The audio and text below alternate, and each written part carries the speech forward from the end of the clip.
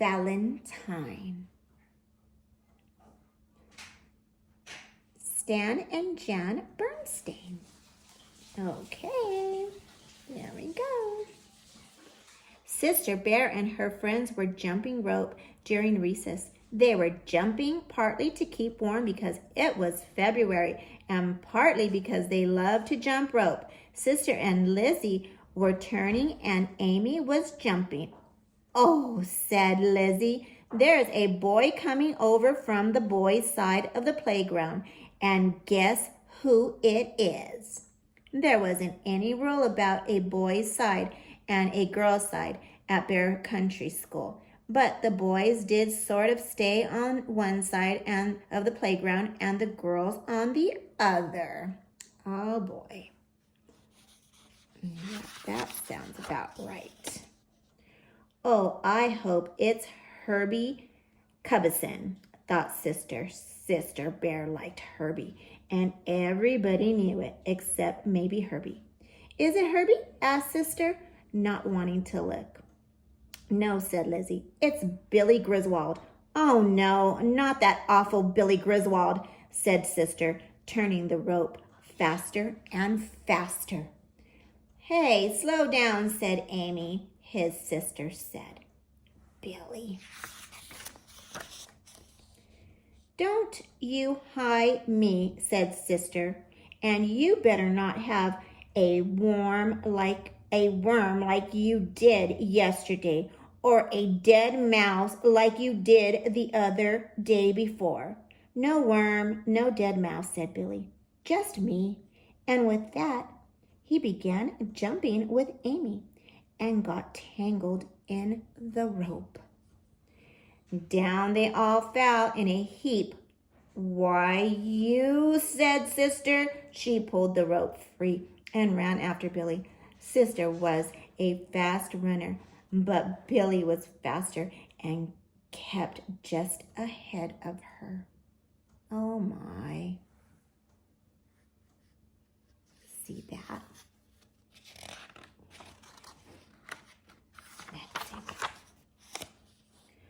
"Oh, why doesn't Herbie Cubbison, come to my rescue?" thought Sister, as she chased Billy around and around the playground. Herbie was too busy playing fistball even to notice.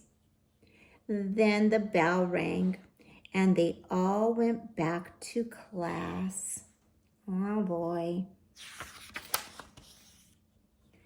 "Well, class," said Teacher Jane, "as I guess you all know, Valentine's Day is coming.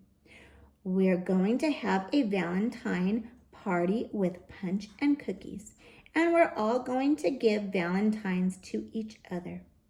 "Yippee!" cried the class. "Oh yeah," said Sister under her breath. "If she thinks I'm going to send a Valentine to that no-good, rotten Billy Griswold, she's got another thing coming." But Sister had another thing coming too. She began to think about what kind of Valentine Herbie Cubbison might send her. Oh boy. She was still thinking about it that night at dinner when the phone rang. "It's probably for you, brother," said Papa, "so you might as well answer it." "That's right," said Sister. "It's probably one of your sweethearts." "You cut out," said Brother, as he went to answer the phone. "I wish you wouldn't tease your brother like that," said Mama. "Well," said Sister, when Brother returned, "which one of your sweethearts was it? Bonnie, Jill, or Alexis?" "It was Bonnie, if you must know," said Brother, "and she was calling about math homework." "Uh-huh," said Sister, "but that's not the real reason she was calling. The real reason is that Valentine's Day is coming, and she wants to make sure you send her an icky, sticky Valentine with lots of kisses." "You cut that out," shouted Brother. "Mama, if she doesn't cut that out, I'm gonna." Oh But the phone rang again. It's probably Jill this time, said Sister, as Brother went to the phone. My dear, said Mama, there is nothing wrong with Brother having friends who happen to be girls, and there's nothing wrong with Valentine's Day.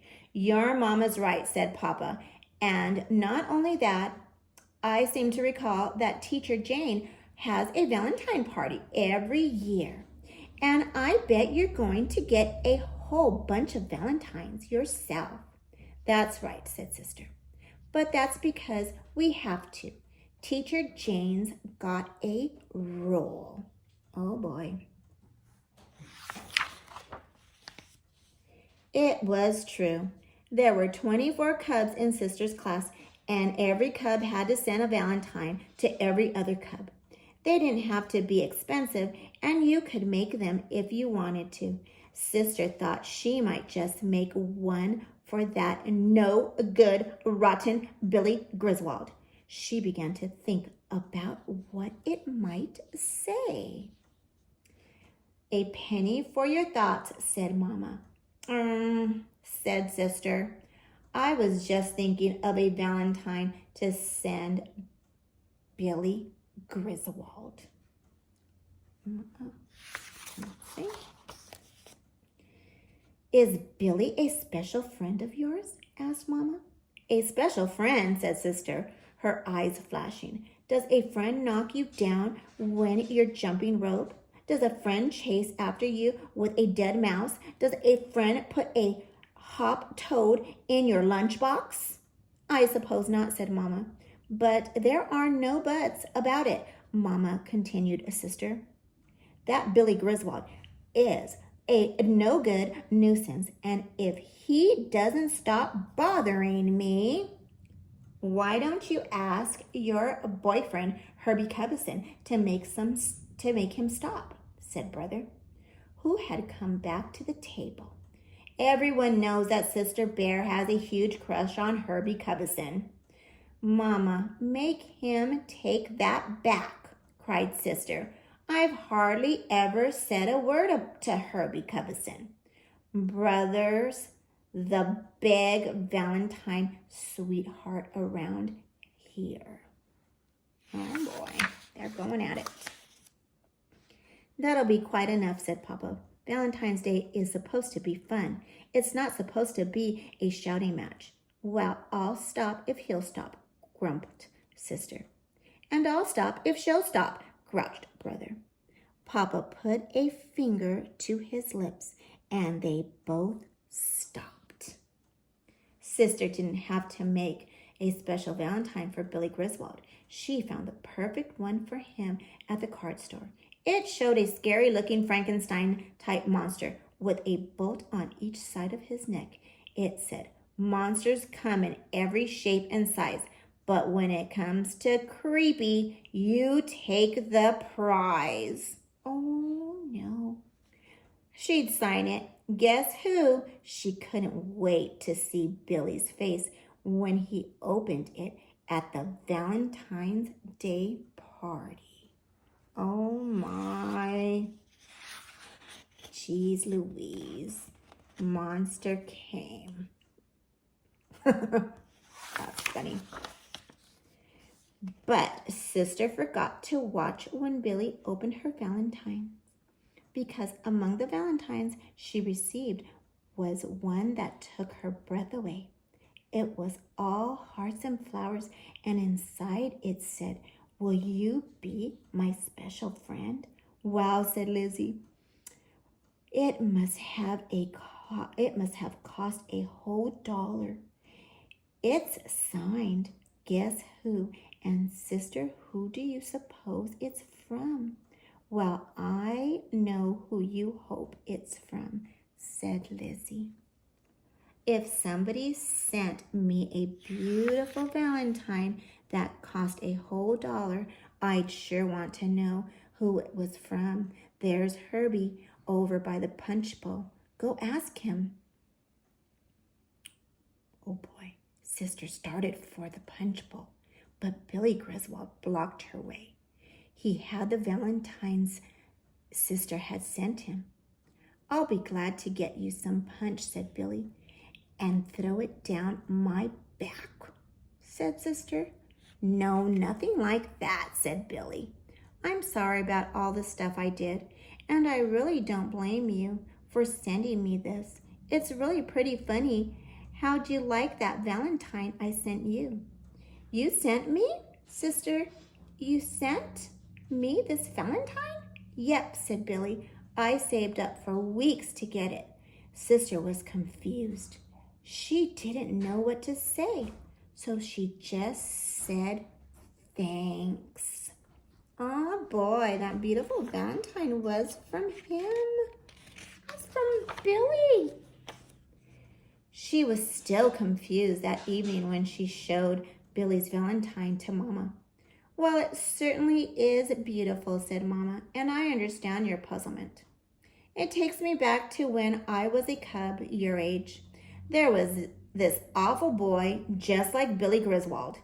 He was just awful. The things he did. One time he chased me with a 1,000-legger. Yuck, said Sister. And that wasn't the worst of it, continued Mama. Once he put a giant bullfrog in my lunchbox. It scared me half to death when it jumped out. It scared the whole class. I got me in a peck of trouble. Oh, even Mama got in trouble. And she was little. How about that awful boy? Asked Sister. Didn't he get in trouble? Oh, yes, from time to time, said Mama. But after a while, he straightened out, got married, and raised a family. He became a solid citizen. Do I know him? Asked Sister. Yes, said Mama. He's sitting right over there. It was your Papa. Sister looked over at Papa, whose face was buried in the newspaper. Oh my goodness, that's funny. The next day, Billy Griswold came over to Sister at recess. Can I ask you something? He said. I guess so, said Sister. Could we sit together at the assembly tomorrow? You won't bring any worms or toads. Nope, said Billy. I promise. Okay, said Sister. So the next day, Billy and Sister sat together at assembly. He brought her a flower. It was a daisy. Sister forgot all about Herbie Cubison. Oh, so sweet. And that afternoon, Sister pressed Billy's daisy in a book.